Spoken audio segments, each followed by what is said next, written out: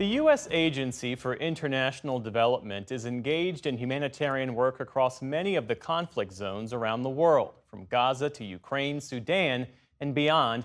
Nearly 300 million people in the world are in need of humanitarian assistance. The agency's work is crucial in getting that help to the most vulnerable, despite challenges of access and violence.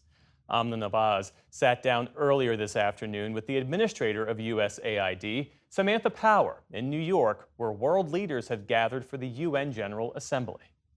Administrator Power, welcome back to the NewsHour. Thanks for joining us. Thank you.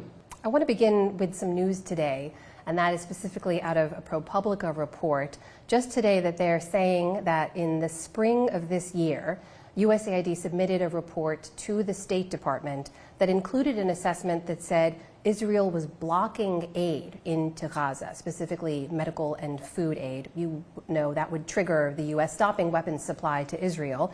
Can you confirm that you sent that report, and if so, what happened to it?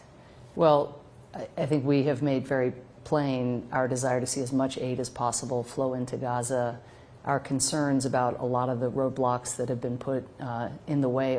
I'm not going to comment on any report from today, from a long time ago, beyond to say that our focus is as laser sharp on that set of issues around access as the number of trucks flowing in today is not sufficient.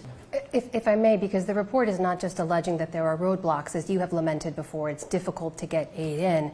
They're alleging that Israel was deliberately blocking aid.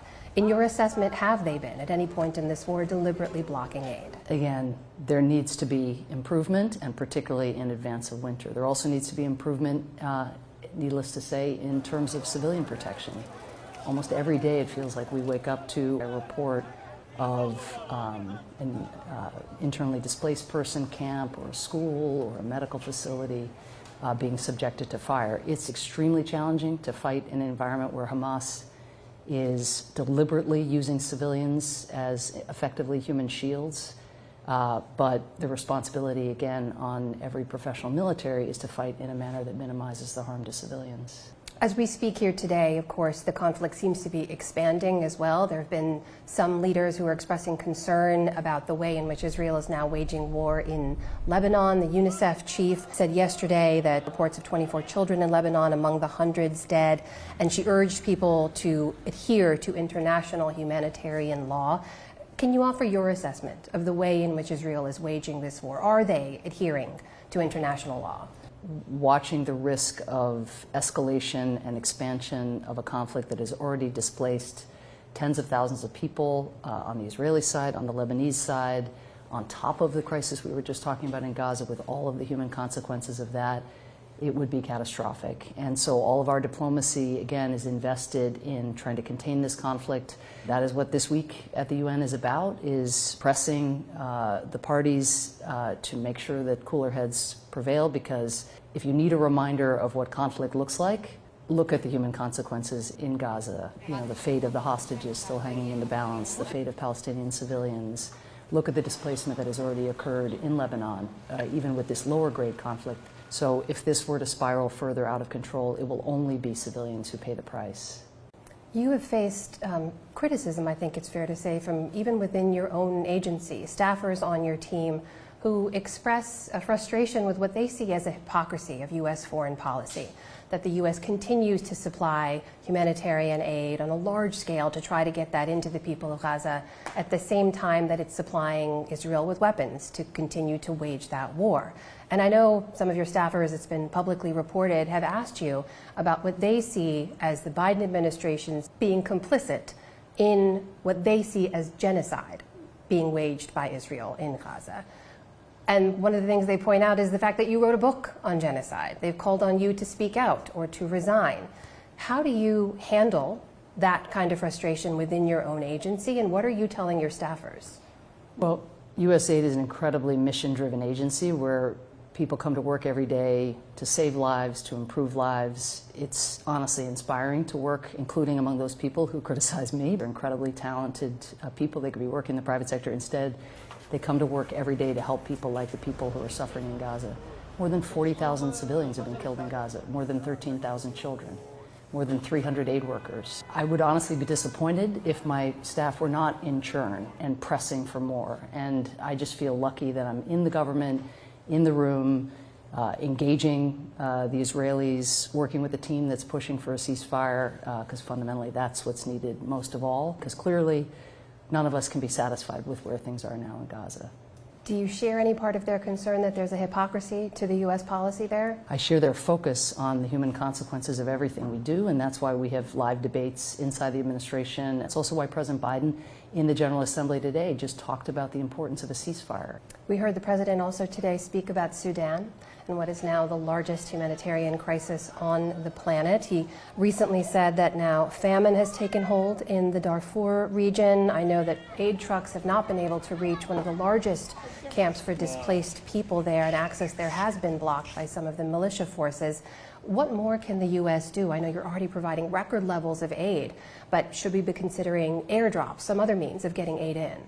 All of the above, but it is really important to say that we cannot humanitarian aid our way out of the kind of widespread famine that is at risk of breaking out across Sudan. You're right, USAID is investing hundreds of millions of dollars in commodities, but many of those trucks are just sitting at checkpoints. And that's just a matter of political will. It's a matter of, do these self-interested generals who clearly care more about themselves than their country, are they willing to put their own interests above even letting trucks get through that could avert famine? And so there are plenty of countries who are providing weapons to those actors who could be exercising their leverage, and that is what the diplomacy is about this week. We heard the president call for people to stop that supply of weapons into that conflict. Is the U.S. doing enough, in your opinion, to leverage those relationships to stop that flow of weapons in? Well, every channel that we have to those major players in this conflict, we are using, including this week, in very high-level engagements, including some that I've had myself, certainly those the president, the most important. And do you feel there's been progress in those talks this week? We'll see. I mean, there's certainly verbal progress, and we have heard a lot of commitments to peace that are not then followed through with actual termination of weapons supply. But we also have a responsibility, as you said, to think about airlift, airdrop, even if it's more expensive and less efficient, just as with Gaza, we had to take measures like that. We know that duties and responsibilities of USAID are so vast, and I know just yesterday you made a major announcement when it comes to a particular initiative around eliminating lead in a number of low and middle income countries.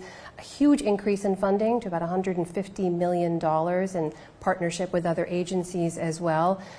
It was stunning to read that in some places the level of lead exposure for children is more than 10 times the rate of what we were also alarmed to see here in Flint, Michigan. Why is this particular initiative a priority for USAID right now? Well, first of all, thank you so much for raising it. This is a silent killer globally, kills more than 1.5 million people a year. That's more than HIV and malaria combined. And yet, while we spend billions of dollars, rightly, in combating those diseases, up to this point, we've only spent $15 million a year, and there hasn't been a salience to this issue. Many of the heads of state that I engage and bring what is quite rudimentary data about the 1 in 2 lead poisoning that exists in most developing countries, most of those heads of state are shocked. That's 1 out of every 2 children in these countries. 1 out of every 2 kids, when it was 1 in 20, as you said, in Flint, Michigan, when we were rightly scandalized by that. So it won't take much to get lead out of paint, lead out of spices, lead out of cosmetics, these consumer products. We did it in advanced economies, but then the playbook stayed here, and it didn't go to developing countries. We can address something that is literally poisoning kids when they go to school, when they pick up their toys, when they eat the food that their mothers prepare, because there might be lead residue in some pots. What a tragedy that this is something we could have solved all these years, but what an opportunity actually to make a huge difference in a short time. USAID Administrator Samantha Power, thank you so much for your time. Thank you.